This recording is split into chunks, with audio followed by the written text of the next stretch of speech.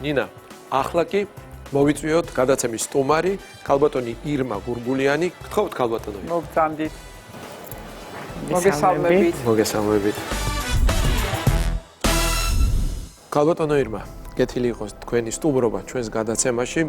ვსაუბრობთ ძალიან აქტუალურ თემაზე, რომელიც დარწმუნებული ვარ, ნინა მთელ საზოგადოებას აწუხებს. მაგრამ სანამ დავიწყებთ საუბარს, გთხოვთ მიირთვათ წყალი მთის, რომელიც არ შეიცავს ბრომატს. ქალბატონო ირმა, მოდით ჩვენს ტელემაყურებელს უფრო დეტალურად აუხსნათ, რა რეგულაციები იწყება და რას ემსახურება ეს ყველაფერი. დიდი მადლობა პირველ რიგში, რომ ამ თემასთან დაკავშირებით მოვიცალეთ და ვსაუბრობთ, რა თქმა უნდა. მით უმეტეს ყველას აინტერესებს რა აკრძალვებია და საერთოდ რატო ვაკეთებთ ამას, ხო? პირველ რიგში ვაკეთებთ იმიტომ, რომ შექმნილი სიტუაციიდან გამომდინარე ძალიან გაიზარდა პლასტიკის ნარჩენების წარმოქმნა. იმდენად გავითავისეთ და ძალიან დიდი გამოყენება აქვს, არა მარტო ბოთლებს, არამედ თუნდაც ერთჯერადებს, თუნდაც სხვადასხვა ტიპის ყოველდღიურად ყველა ოჯახი იყენებს თუ ადამიანი პერსონალურად და შესაბამისად სწორედ ის რომ სახელმწიფო აიღო თავის თავზე ეს პასუხისმგებლობა მოგეხსენებათ რომ აი პირდაპირ შემიძლია გითხრათ რომ ის სახელმწიფო უწყებები სადაც ჩვენ ეს მოკვლევა გავაკეთეთ რაღაც 6 მილიონზე მეტ ასე ვთქვათ თუნდაც პლასტიკის ერთჯერად ბოთლს შეიძენს შესაბამისად ასევე ის არის პასუხისმგებლობა ჩვენი მხრიდან. ეს 6 მილიონი მხოლოდ სახელმწიფო უწყებების დათვა. ანუ იმის ზემოთ კიდე მოსახლეობა რას მოიხმარს და ეს კიდე უფრო მეტ აღაზრდას რაოდენობრივად ცალობით, ხო? ნუ თავისთავად. აქედან გამომდინარე, ეს გახდა სწორედ საჭირო ნაბიჯი იმისთვის, რომ გარკვეულწილად თუნდაც არა მარტო ის, რომ შეიძლება არასათანადო პირობებში შენახვისას გარკვეული ზეგავლენა მოახდინოს ადამიანის ჯანმრთელობაზე გრძელვადიან პერსპექტივაში, რა თქმა უნდა, ამავდროულად მნიშვნელოვანია სწორედ ნარჩენების პრევენცია. ჩვენი კანონმდებლობიდან, ნარჩენების მართვის კანონმდებლობიდან და ეროვნული სტრატეგიებიდან, მიზნებიდან და საერთოდ რაც მთლიანად ასოცირებულია ევროკავშირის რეგულაციებთან, უკვე 2015 წლიდან პირველ რიგში პირველი ნაბიჯი არის პრევენცია. ანუ არ წარმოვქნათ რაოდენობა შევამციროთ, ან ხელახლა გამოვიყენოთ, რეციკლირება გავაკეთოთ და ყველაზე ცუდი და არასასურველი ნაგავსაყვალო და განთავსება. არსებული ტექნოლოგიები, რაც ჩვენ ქვეყანაში არსებობს, სრულად იმ მასშტაბებით ვერ აკმაყოფილებს ამას, თუნდაც სეპარირებულ შეგროვებას და ასე შემდეგ, თუმცა გარკვეული ნაბიჯები და ეტაპობრიობა აქაც ჩადებულია და ჩვენ ვიწყებთ სწორედ რომ პრევენციით პირველ რიგში რა თქმა უნდა ყველა ვითავისებთ ამ პასუხისმგებლობას და სახელმწიფო უწყებებს აი ამ ხელა შესყიდვებიდან გამომდინარე ამ რაოდენობით ხდება მისი მოხმარება და ნელ-ნელა სწორედ აი ეს რომ ჩაიდო, რა თქმა უნდა, იქ იქნება რაღაც გამონაკლისები, ეს ეხება ჯარს, უშუალოდ როცა ველზე არიან და ასე შემდეგ და ასე შემდეგ. თუმცა ამ ნაბიჯის გადადგმა საკმაოდ ისეთია მნიშვნელოვანი ყველასთვის. რაოდენობრივად, რა თქმა უნდა, ყოველწლიურად იზრდება, თუნდაც ნაგავსაყვალოზე განთავსებას რომ მივიდოთ ბოლო 3 წელი, ფაქტობრივად ათასობით ტონით მეტი გროვდება და რა თქმა უნდა, მეტი რესურსი ეხარჯება სახელმწიფოს, მათ შორის თუნდაც კერძო სექტორსაც, რომ რა თქმა უნდა, ბევრად მეტი ძალისხმევა ჭირდება, რაოდენობრივად მეტად წარმოქმნილ ნარჩენს მით უმეტეს პლასტიკთან მიმართებაში. როგორ ფიქრობთ, ეს ჩანაცვლება სხვა ტიპით, აი მაგალითად შუშის ბოთლებით, ამისი გადამუშავებისთვის მზად არის ქვეყანა, რომ ამ რაოდენობით შუშის, ან თქვათ ისეთი არაპლასმასის შესაფუთი მასალა იქნება. ალტერნატივები არსებობს, რა თქმა უნდა, ნუ შუშისაც არსებობს, რა თქმა უნდა, ეს ეხება ზომას, მაგრამ ძალიან ხშირად მოდით ჩვენც ვიცით, რომ ონკანში რაც მოდის წყალი არის ვსვამთ ყველა, ხო? ვიყენებთ. აქედან გამომდინარე, როცა საჯარო უწყებებს ეხება და ასე შემდეგ არის თუნდაც იყო ეს პრაქტიკა და არსებობს, რომ შუშის ჭურჭელში თუნდაც დოქით და ასე შემდეგ, თუნდაც შეხვედრებზე ძალიან მიღებულია, იგივე ძალიან ბევრ წამყვან ქვეყანაში, რომ აი ესე ჩვეულებრივ მივირთვათ ის წყალი, რაც მისაღებია და ნუ მოგზაურობის დროს, რა თქმა უნდა, ოღონდ 3 ლიტრაზე მეტ რაოდენობას თუ კი პლასმაში გვინდა მაინც და მსუბუქი, კი ბატონო, იქნება სხვა ალტერნატივა დაშ. და თუ შეიძლება რომ ის გააჟღეროთ ის ჩამონათვალი, რომელიც აიკრძალება 2026 წლის 1 აპრილიდან, ანუ ის სახელმწიფო რომელიც შემხებლობაში არის პლასმასის რა ჭურჭელზეა საუბარი, რომელიც საკვებ ნივთიერებებთან არის შემხებლობაში. ერთი განკარგულება ეს არის უშუალოდ, რომელიც სახელმწიფო შესყიდვებს, ვინც სახელმწიფო ბიუჯეტიდან ფინანსდება, იქნება ეს სამინისტროების სხვადასხვა საჯარო და საქვეუწყებო დაწესებულებები დაწესებულებები რაც არის მთლიანად სისტემურად, მათ სახელმწიფო შესყიდვების თვალსაზრისით ვერ განახორციელებენ და არ უნდა განახორციელებენ 1 აპრილიდან ასეთი ტიპის შესყიდვა, რომელიც მოიცავს პლასტიკის ბოთლს, ერთჯერად პლასტიკს, ჭიქას და ასე შემდეგ. აქედან გამომდინარე, მანამდე იქნა ასევე მიღებული ეს გახლავთ 304 მთავრობის ტექნიკური რეგლამენტი, სურსათთა შემხებლობაში მყოფი პლასტიკი, რომელიც მოიცავს უშუალოდ, აი ახლა გეტყვით ამ აკრძალვებს, ეს ეხება კონტეინერებს, ერთჯერად კონტეინერებს, ასევე ეხება გაფართოებული პოლისტიროლისგან წარმოქმნილი, ანუ შექმნილი პროდუქციას, ეს იქნება ერთჯერადი კონტეინერი, იქნება სატრუპები, ჭიქები და ასე შემდეგ. ამის იმპორტი 1 იანვრიდან უკვე იქნა აკრძალული. რაც შეეხება შემდგომ ვადას, ეს გახლავთ წარმოება მთლიანად რო უნდა იქნას გაწეული, აქედან გამომდინარე 1 ივლისიდან უკვე სტრაფიკების ობიექტებზე მათ უფლება აღარ ექნებათ ჩვენ ეს მოგვაწოდონ მზასაკვებს, რომელსაც აი იმ წუთში მომზადებულ საკვებს, როდესაც გვაწვდიან და შესაბამისად ჭიქები ასევე პლასმასის და აქედან გამომდინარე ეს თლიან დამოვა, როგორც გითხარით, ეს ეხება სატრუპსაც, ჩანგალსაც და ასე შემდეგ. აქედან გამომდინარე მნიშვნელოვანია, რომ ეს იქნას გათავისებული ყველას მხრიდან. ასევე გარკვეული დისკომფორტი შეიძლება შეგვექმნას ჩვენ სანამ ამას მივეჩვევით, თუმცა არსებობს დადგენილება. ქალბატონო ერმა, ეს რეგულაციები ახლა დაიწყო 1 იანვრიდან, თუმცა აქამდე საქართველოს მოიხმარდა დაახლოებით 612 მილიონ ერთეულ პლასტიკს. აი ძალიან საინტერესოა ეს ყველაფერი, ეს ნარჩენი, რაც იყო დღემდე გამოყენებული, სად წავიდა, სად მიდის, როგორ უნდა მოხდეს ამ ნარჩენების უტილიზაცია, იმიტომ რომ დამეთანხმებით ალბათ საკმაოდ სერიოზული დარტყმა არის ეს ეკოსისტემაზე, არა? მთლიანად ბუნებრივ რესურსები, იგივე მდინარე, ნიადაგი და ასე შემდეგ. აი სად წავა, როგორ უნდა დამუშავდეს ეს ნარჩენები? ეხლა გახსნით, ანუ სწორედ მაგას ვამბობდი, რომ ანუ ჩვენ შემთხვევაში მუნიციპალური ნარჩენების, აი შერეული ჩვეულებრივ მუნიციპალიტეტებში რაც ხდება და რომელსაც აგროვებს ხო მუნიციპალიტეტები, ურნაში ასე ვთქვათ, რასაც ვათავსებთ, მინიმუმ 20% მაინც არის პლასტიკის ნარჩენები. ეს არ ეხება მხოლოდ რა თქმა უნდა ამ ნარჩენს, სხვა ტიპის პლასტიკის ნარჩენები, რომელსაც ბუდურ რეჟიმში მოვიხმართ. ანუ შესაბამისად ამ წუთში, რადგან მუნიციპალიტეტებში სეპარებული შეგროვება არ ხდება და სამწუხაროდ არ არის შესაბამისი ინფრასტრუქტურა, რომ თუნდაც სეგრეგაცია მოხდეს, როცა ეს შეიკრიბება და ასე შემდეგ, მიდის თლიანად ნაგავსაყრელებზე, ხო? საუკეთესო შემთხვევაში ნაგავსაყრელზე მიდის ამ წუთში, თუმცა კერძო სექტორი ამ ხრივ, რომელსაც წარმოექნება, გარკვეული სეპარირების ობიექტები მას აქვს და მუშაობს ამ მიმართულებით. მაგრამ ეხლა რაც შეეხება ნაგავსაყრელებსაც, ის რა მდგომარეობაში არის, ძალიან დიდი მოულაპატრონობა სჭირდება მას.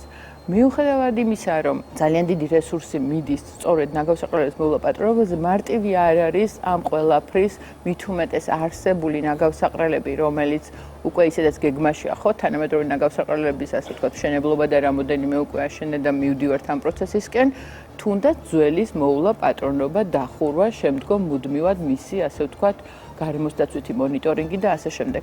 ამიტომ ძალიან მნიშვნელოვანია, რომ ისეთი ტიპის ნარჩენები, რომელიც ძალიან დიდ ხანს ბიოდეგრადირებადი არ არის, ხო, პლასტიკი მოგეხსენება, თუნდაც იმ ნაგავსაყრელზე ისიც ჩვენს გარემოშია. ანუ საუკეთესო შემთხვევაში, როცა ნაგავსაყრელზე ხდება ან გადამუშავებელთან, მიუხედავად ამისა, ძალიან დიდი მოულაპატრონობა სჭირდება და ამას სწორედ სახელმწიფო რესურსებით ძალიან ბევრი იხარჯება. ამიტომ არის მნიშვნელოვანია, რომ ეს მთლიანი ციკლი და ნუ უარეს შემთხვევაში მოგეხსენებათ იგივე ის კვლევები, რაც საბოლოოდ ბოლო 2 წელია ვაკეთებ სხვადასხვა პროექტების ფარგლებში და თან გლობალურად მინდა გითხრათ, რომ მნიშვნელოვანია ის ფაქტორიც, რომ გაეროს გარემოსდაცვითი პროგრამის ფარგლებში მიმდინარეობს ძალიან აქტიური მუშაობა ახალი საერთაშორისო სამართლებრივი აქტის კონვენციის შესამუშავებლად, სწორედ რომ პლასტიკთან მიმართებაში მდინარეებსა და ოკეანეებში მსოფლიო მასშტაბით რა მდგომარეობა და ამიტომ იყო ეს სწორედ გამოძახილი, რომ ჩვენ მანამდე გვენდოდა გვენახა, რომ თუნდაც შავი ზღვის, თქვათ, აუზის მდინარე რიონზე, სწორედ ეს კვლევა იმიტომ ჩავატარეთ, რომ რა წილი შეიძლება მოხდეს ჩვენგან, ასე ვთქვათ, ამ საერთაშორისო წყლებში. ამ შემთხვევაში ეს საპილოტო კვლევა იყო, იცით თქვენ ეს მონაცემები გადმოგეცით, ანუ აქედან გამომდინარე 7-ჯერ მეტი იყო ის პლასმასის დაბინძურება, რაც არის ჩვენს მდინარეში, ვიდრე სხვა ვთქვათ ევროპულ მდინარეებში. ეს რას უკავშირებთ? აი პრევენციის პროგრამა სწორედ მაგას გულისხმობს, რომ შევამციროთ მისი მოხმარება. რა თქმა უნდა, ძალიან რთულია ჩვევის და ქცევის შეცვლილება. აი რატო გვაქვს ესეთი ცუდი ჩვევა, რომ გადავყაროთ ჩვენივე საყვარელ ბუნებაში, ჩვენივე საყვარელ მდინარეში, აი პლასტიკი რატო არ გვიყვარს ესე ჩვენი ქვეყანა. ზოგადად სახსიტყვით ყველას ძალიან გვიყვარს, ხო, მაგრამ ვინც თქვა ათავსებს ნაგვის ურნაში, თუნდაც ესეც კი ძალიან ძვირი ჩდება, საკმაოდ ისეთი დიდი ძვირი სიამოვნება მინდა გითხრათ, თუნდაც ის ნარჩენების თითოეულად ვინც ვიხდით ამ გადასახადს ნარჩენების თქვა მართვისათვის, ეს არის ძალიან მცირე იმის ფონზე და ამ წუთში არის სუბსიდირებადი ყველა მუნიციპალიტეტისათვის. და ევროპული ქვეყნების გამოცდილება რო გავაცნოთ ჩვენს მაყურებელს ამ კუთხით, რა გზა გაიარეს აი ამ აკრძალვების გზაზე და როგორია რეგულაციები ეს ევროკავშირის ესე ვთქვათ წამყვან ქვეყნებში. როგორც არის ევროკავშირის ქვეყნებში, ჩვენს კანონმდებლობითაც ასეა, რომ წყაროსთან სეპარირება თითოეულ მუნიციპალიტეტმა უნდა დაიწყოს, მაგრამ თითოეული მუნიციპალიტეტი ამას ვერ დაიწყებს, თუ მოსახლეობა თავის სახლშივე სეპარირებას არ დაიწყებს. აქედან გამომდინარე, ეს ძალიან დიდი შეიძლება ითქვას განათლების შედეგია თუნდაც ბავშვობის ასაკიდან და ამაზე არსებობდა უამრავი პროგრამები. ამაში ძალიან დიდი როლი აკისრია ასევე წარმოებლის გაფართოებულ ვალდებულებას და ჩვენ ასევე პარალელურ რეჟიმში ვმუშაობთ, რა თქმა უნდა, ეს არ არის მარტო აკრძალვები, ანუ აქ არის მეორე მხარე, შეფუთვის ნარჩენები, სადაც არის არა, შეფუთვის ნარჩენია, ხო, იგივე თქვათ, ბოთლი პლასტიკის იქნება ეს თუ სხვადასხვა ტიპის მეორეული შეფუთვა, მესამეული შეფუთვა, რომელიც არის პლასტიკის და არა მარტო პლასტიკის, სხვადასხვა. აქედან გამომდინარე, ის ფრაქციებიც, რომელიც თუნდაც დინარეებში შეიძლება მოხდეს, თუნდაც გარემოში მოხდეს, ანუ ამას სჭირდება სწორედ სეპარირებული შეგროვება და ამაში შეფუთვის ნარჩენების სწორედ ის ბიზნესი, რომელიც ამ ყველაფერს აწარმოებს, იქნება რძის პროდუქტები და ასე შემდეგ, სხვადასხვა გააერთიანებს, რა თქმა უნდა, ყველას ჩართულობას და სწორედ სეპარირების სისტემის აწყობა მოხდება ბიზნესის ვალდებულებაც არის, უყურებ მუნიციპალიტეტის ვალდებულებაც არის, შესაბამისად ერთობლივად იზრუნებენ და მოუწევთ ამ ნაბიჯების გადადგმა. ქალბატონო ირმა. ამაზეც მუშაობთ საკმაოდ აქტიურად. ქალბატონო ირმა, თქვენ ახსენეთ ჩვევები, საზოგადოების ჩვევა. ეს ყველაფერი რა თქმა უნდა იწყება ბავშვობის ასაკიდან, იმიტომ რომ ბავშვმა უნდა გაითავისოს, რომ ეს მხოლოდ აკრძალვა არ არის და ის აუცილებელი ქმედება, რომ აიღო ეს ბოთლი, ჩააგდო ნაგავსაყრელში ან ურნაში. აქ უნდა იყოს ასევე ბავშვისთვის და ახალგაზრდებისთვის ახსნილი თუ რატომ არის ეს მავნე, რატომ შეიძლება იყოს ეს გახდეს მავნე. ამ შემთხვევაში არის თუ არა და იგეგმება თუ არა სახელმწიფოს მხრიდან რაღაც კამპანია ისეთი, რომელიც აი ცნობიერების ამაღლებას შეუწყობს ხელს, რომ მაქსიმალურად გაუფრთხილდით თქვენს ჯამრთელობას. აი ეს უნდა იყოს ყველაზე მნიშვნელოვანი გზავნილი, სადაც არა მხოლოდ გარემოს და სოფლის მეურნეობის სამინისტრო, არამედ ჯანდაცვის სამინისტროც უნდა იყოს ჩართული. ეს ჩემი მოსაზრებაა. კი ბატონო, ამასთან დაკავშირებით მოგახსენებთ, რომ ჩვენ იგივე გარემოსდაცვის განათლების და ინფორმაციის ცენტრი არის ესეთი სამინისტროში უკვე შექმნილი. ბაღის მასწავლებლების გადამზადება მოხდა ამ მიმართულებით, არაერთის და გარკვეული პროგრამები ეტაპობრივად აქ არის ჩართული. ასევე მნიშვნელოვანია, რომ გარემოსდაცვის მმართველის სპეციალური კურსი არსებობს, სწორედ ნარჩენების მართვის მიმართულებით, რაც სავალდებულო გახდა, რომ კომპანიებს, ვისაც წარმოექნებათ ესა თუ ის ნარჩენი, მას გარკვეული ვალდებულებები აქვს და საკმაოდ მკაცრი მინდა გითხრათ.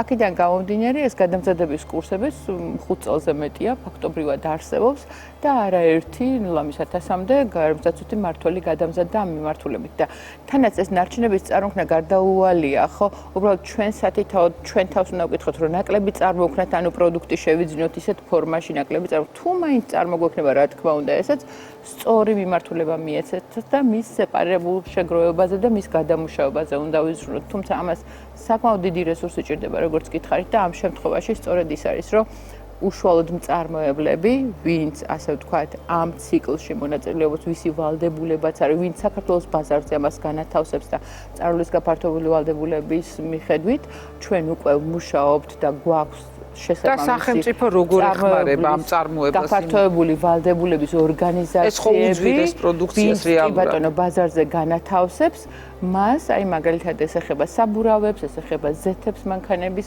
ასევე ელექტრო და ელექტრონულ მოწყობილობებს, ასევე ეს ეხება ასევე ბატარეა აკუმულატორებს და უკვე ბოლო 3 წელია ხდება მისი სეპარირებულად შეგროვება, შემდგომში მისი გადასამუშავებლად, თუ აქ არ არის ეს ტექნოლოგია, უკვე ექსპორტი ამისი და აქედან გამომდინარე ეს სისტემები ნაბიჯ-ნაბიჯ, სწორედ თქვენ როგორც მითხარით, ევროპაში როგორ ხდება ამგვარად.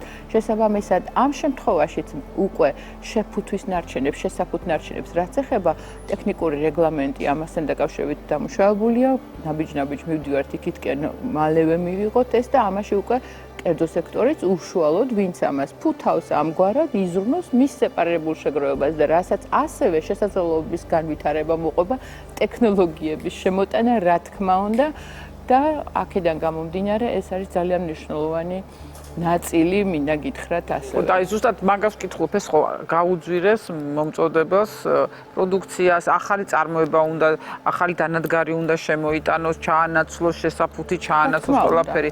ამ შემთხვევაში სახელმწიფო თუ იღებს რაიმე თანამონაწილეობა. სახელმწიფოს აქვს გარკვეული პროგრამები ამასთან მიმართებაში, იგივე ჩვენ ძალიან კარგად თანამშრომლობთ იგივე მწერლის გაფართოებულ ვალდებულებას უკვე შექმნილ ორგანიზაციას იმ კონკრეტულ ნაკადებზე, რაზეც გითხარით, შესაბამისად გარკვეული ნაბიჯები რომ თუნდაც რეციკლირების ასეთი საწარმოები შეიქმნას, ამაში გარკვეულ დახმარებას ნამდვილად და შესაძლებლობის გაძლიერების პროგრამებს თუნდაც იგივე ექსპერტიზის გათვალისწინებით ამ სექტორთან ძალიან აქტიურად მუშაობთ. და გამოიწვევს თუ არა ეს პროდუქციის გაძვირებას თქვენი ასე თუ გააქვთ უკვე რაღაც კვლევები ჩატარებული ბაზრის ამ კუთხით თუ მეწარმეს გაუძვირდება როცა ერთჯერადი ჩანაცვლდება თქვათ თუნდაც ქაღალდის გარედან კი ჩანს რომ ქაღალდია, მაგრამ რა თქმა უნდა ცხელის ჩასხლის შემთხვევაში მას ასევე აქვს თხელი უმნიშვნელო ფენა, რომელიც ასევე შემაკავებელი უნდა გახდეს, თქვათ თხევადის თუ კი ამ ერთჯერად კონტეინერში ჩავდებთ ასეთ პროდუქციას, მაგრამ რაოდენობრივად, აი ტონობით რომ მივუდგეთ, აი თქვათ სატრუპები, რომელიც აუგზავნეთ თითქოს რაღაცა ისეთი მტკივნეული არ არის, მაგრამ წელიწადში ხა 5 ტონა სატრუპი წარმოიდგინეთ რა რაოდენობაა და თუ ეს ნაგვის ურნაში არ ჩავარდა და გარემოში ხვდება, ანუ აი ესეთი მნიშვნელოვანი ფრაქციები თუნდაც დანაჩანგლის, პლასტიკის დანაჩანგალი, ხო?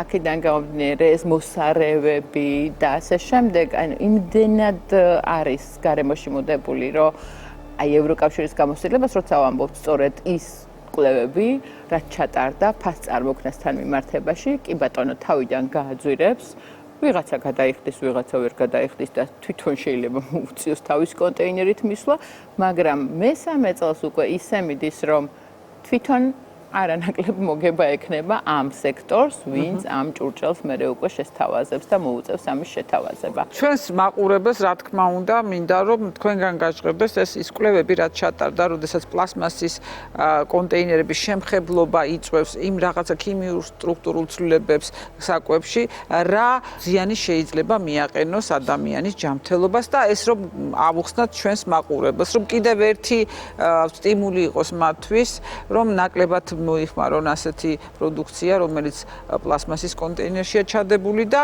აკრძალვის არსი გაიგონ, რომ არა მხოლოდ გარემოზე უარყოფით ზემოქმედებაზე აქვს საუბარი და утилизაციის პრობლემებზე, არამედ მათ უშუალო ჯანმრთელობასაც რომ ეხება ეს საკითხი. კი ბატონო, მაგაზე მოგახსენებთ, სწორედ ის ტექნიკური რეგლამენტი 304, რომელიც სწორედ განსაზღვრავს, რა შემადგენლობა უნდა იყოს, როგორ პლასტიკში უნდა იყოს ესა თუ ის პროდუქცია შეფუთული, იქნება ეს ქარხნული შეფუთვა თუ ასე შემდეგ, ის შემადგენლობები, ქიმიური ჩამონათვალი, ასე ვთქვათ, იქ არის უკვე განსაზღვრული, რომელიც წელს ამოქმედებს, რომელიც სწორედ ევროკავშირის დირექტივიდან გამომდინარე შემუშავდა.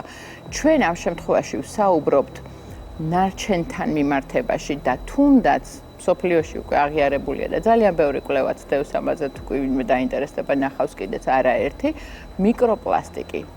თვალით რომელსაც ვერ ხედავთ, გაფართოებული პოლისტიროლი, რომელიც ძალიან მიღებული იყო, აღმოჩნდა, რომ მავნეა, აგერ ჩვენც ავგრძალეთ, ხო, ახლა იმპორტი. წლების წინ ეს აბსოლუტურად ინერტულ მასალად ითვლებოდა, უსაფრთხოდ და ასე შემდეგ. ხო, ანუ გაფართოებული პოლისტიროლი, რომელიც სრულად არ იყო მავნეა, აგერ ახლა იმპორტი აიკრძალა 3 თვეში 1 აპრილიდან სრულად ბაზარზეც ვერავინ ვერ მოათავსებს, ეს ვადაც არის იმისთვის, რომ რაღაცნაირად ამოყიდონ, ასე ვთქვათ, რაც იყო შემოტანილი. აქედან გამომდინარე, ეს ეტაპობრიობაც მაგიტო ჩავრთეთ. იგივე არა მარტო საქართველოს კვლევების, საერთაშორისო კვლევებიც არსებობს, ხო? მინიმუმ თითო ადამიანი შეიძლება ერთი პლასტიკის ბარათის ოდენობა შეიძლება თითოეული ადამიანის იმდენად ყველაფერში ვიყენებთ. პლასტიკი ყველგან შეიძლება იყოს ტანსამოსში. შესაბამისად, ეს ფაქტორები ყველაფერი ქმნიან იმას, რომ შეიძლება ჯანმრთელობა დააზიანოს ამას და არის არაერთი კვლევა, ხა აღარ მინდა ამ დეტალებში შევიდეთ, თუმცა გრძელვადიან პერსპექტივაში რომელი რას როგორ აზიანებს, ანუ ეს ჯერ კიდე წინ არის. აქედან გამომდინარე, ის საერთაშორისო ხელშეკრულებები და ის გამოწვევები, რომელიც გვინდა რომ შევიმუშაოთ სოფლიო მასშტაბით და საქართველოს აქაც ძალიან აქტიურად არის ჩართული ამ პროცესებში. მაღალი ამბიციების კოალიცია არის შექმნილი სწორედ იმისთვის, რომ გარემოსთან მიმართებაში, პლასტიკთან მიმართებაში კონკრეტული ნაბიჯები გადადგას ქვეყნებმა და სწორედ ამის წევრი ვართ ჩვენც და აქეთ მივდივართ, რომ ცირკულარული მიდგომა, როგორც ასეთი, რომელიც ეხება სწორედ ნებისმიერ პროდუქციას, სადაც პლასტიკი იქნება ჩარეული, იყოს არამავნე და თუ იქნება მასში წარმოდგენილი პლასტიკი, ხელმეორედ გამოყენება შეეწყოს ხელი რეციკლირებას. პირველ რიგში, რა თქმა უნდა, პრევენციას, რომ ნაკლები წარმოქმნათ, თუ მაინც გარდაუვალია და წარმოგვექნება ვიზრუნოთ მის სეპარირებულ შეგროვებაზე, რეციკლირებაზე და უკვე მთლიან ციკლში მოექცეს ისე, რომ ნაგავსაყრელზე არ გავიდეს და მთლიანად იქნას ათვისებული და რესურსების დამზოგი, ასე ვთქვათ, პოლიტიკა და განხორციელების ხელშემწყობი ვიყოთ. ამიტომ არის ეს ფაქტორები ყველაფერი მნიშვნელოვანი და რა თქმა უნდა, უცებ დღესვე ყველაფერი ვერ, მაგრამ ნაბიჯ-ნაბიჯ ეს აქეთკენ მიდის ჩვენი მთლიანად ნარჩენების მართვის პოლიტიკა და მიმართულება. თქვენ ახსენეთ პროექტი, რომელიც დაფინანსდა მსოფლიო ბანკის მიერ და სხვადასხვა ლოკაციებზე, ამ შემთხვევაში მე მხედველობაში მაქვს მდინარე რიონი, ერთ-ერთი უდიდესი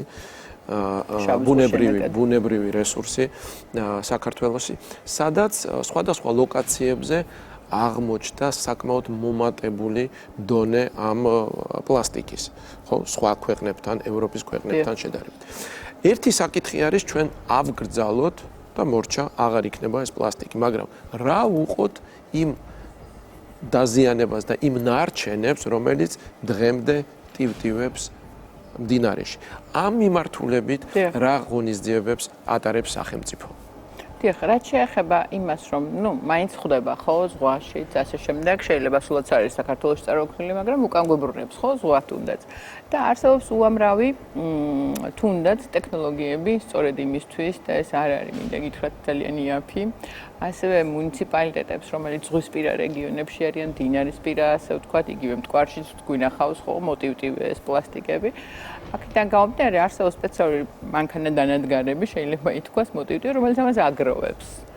და სწორედ მერე სჭირდება მას შესაბამისად ის გადამუშავება, ის ყველა გზა, რომელიც არის ნორმალურად გაწერილი და დადგენილი. გარდა აღნიშნული შეზღუდვებისა, კერძო სექტორთან მიმართებაში რა აკრძალვების დანერგვას ფიქრობს, ასე ვთქვათ. კი ბატონო, მნიშვნელოვანია ეს შეკითხვაც, ასევე ჩვენ ძალიან აქტიურად მუშაობთ იგივე სხვადასხვა ტიპის პლასტიკის, ასე ვთქვათ, ეტაპობრივად აკრძალვაზე, მიმდინარეობს ამაზე მუშაობა, ეხება შეიძლება ეხებოდეს პარკებს, შეიძლება თუნდაც იგივე სხვა ტიპის პლასტმასის ბოთლებს, ასე ვთქვათ, და ამასთან მიმართებაში უფრო დეტალურად, უფრო მომდევნო თვეებში შეიძლება გახდეს უკვე ცნობილი. ქალბატონო ირმა, ძალიან დიდი მადლობა გადაცემაში სტუმრობისთვის. ნინა, მართლაც აქტუალური საკითხი განვიხილეთ და მაყურებელს შევახსენებ, რომ ჩვენი გადაცემის სტუმარი გახდათ ირმა გურგულიანი, გარემოს დაცვის და სოფლის მეურნეობის სამინისტროს ნარჩენებისა და ქიმიური ნივთიერებების მართვის პოლიტიკის დეპარტამენტის უფროსის მოადგილე.